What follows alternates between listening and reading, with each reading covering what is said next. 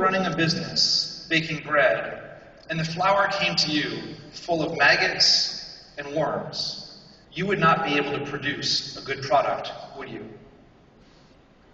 That was the quote. He apologized later, realized how bad that sounded. Realized he shouldn't have said it that way. But he said, in fact, what that person believed. And I would wager many, many people in this country still believe. So before we get to this strategy, which we'll get to, and the systems change, a moment on that. What would you say to that lawmaker and Americans who believe the Coleman Report means that education is a function of poverty? What have you seen that really refutes that? That is the basis for the work moving forward. Dave Levin? That's what we've done.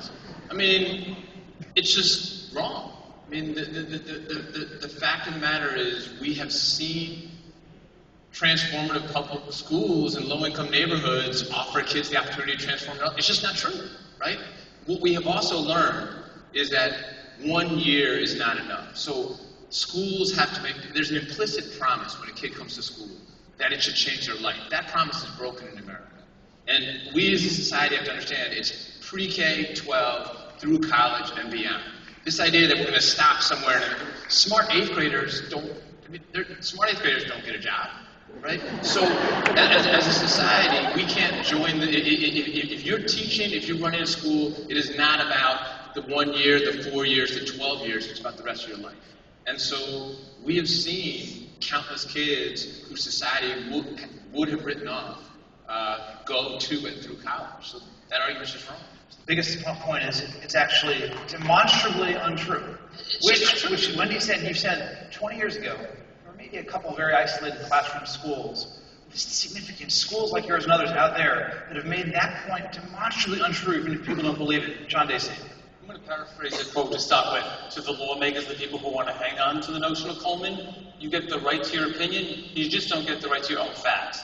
The facts are that we have proof points in this country which show that not only is poverty not destiny, but those people who happen to believe they're wrong are our parents and our kids. They know that there's an opportunity. They are begging for that opportunity. They demand that opportunity no matter what conditions they live in. So the opportunity that sits in front of us is not so much whether we want to believe this or not believe in this. We know that that doesn't fly in the face of facts. The issue is we must simply say this law, this rule, this piece of contract language does not serve youth. End of story. End of story on that piece. And then overturn it. Very short question. We give the kids with the greatest challenges the crummiest education, and then we say poverty is destiny. If you take those same kids, give them a different education, you get different outcomes. Ask these guys, they're doing it. So when people say 70% of outcome is poverty, they don't hold constant the quality of the education. So if the quality of the education is no good, you know pretty much what the outcomes are going to be. And it's time for us to stop making excuses. You know, the greatest comfort when I was chancellor would have been to be able to say, there's only a little bit we can do for kids, and then say we did a little bit and declare victory.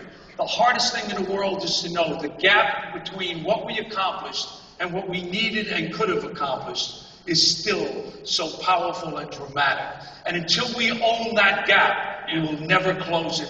And as long as we say that the ingredients we get are no good, so the cake we bake won't be very good, we'll continue to fail at it. Mm-hmm. One last question on this, and we're going to move to other topics. How, because I can say that there's my observation that this panel and this room is perhaps unified, maybe more than anything else, about this point.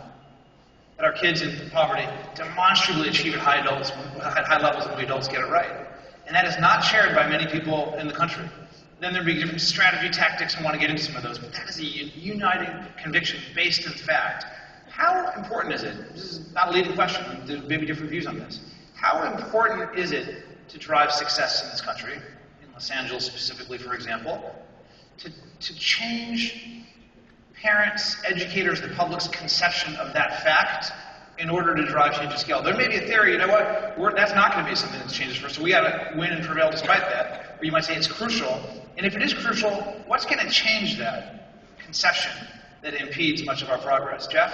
Look, I couldn't agree more with what David and what Joel have said about this issue.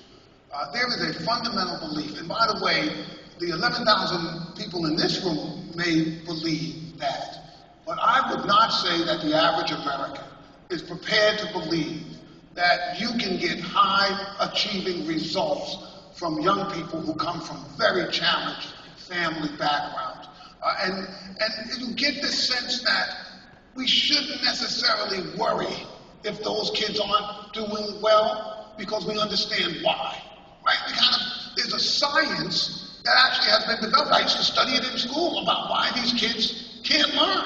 I mean, we had people with lots of PhDs proving that every day. And of course, then the results proved them out, right? They say, well, look, these kids don't learn, and here are the reasons they don't learn. I think those of us who are in the business of disproving that issue are saying a different thing to America. We're saying in America that we reject the fact that as professional educators, that we discriminate against kids based on who their parents are or where they live or what the environments are around them. I'm an educator. I'm educated. I am paid to educate a child, whether that mother is deeply engaged or that mother is not. And when we accept this as professional, then you have to educate everybody. The ability to say, I'm an educator and I educate all the kids who come to me prepared to receive what I have, that allows us to fail our children all over this country. And you will find that this is a big lift we're going to have to do in America. And I think the thing that people are the maddest about for all of us up here is that we are saying that I don't care what the environment of that child is. I don't care if it's games, I don't care if it's drugs, I don't care if they're single parents, I don't care whether the parents don't speak English, I don't care if the parents don't even like their kid. When that kid comes to me, that kid's going to get an education because that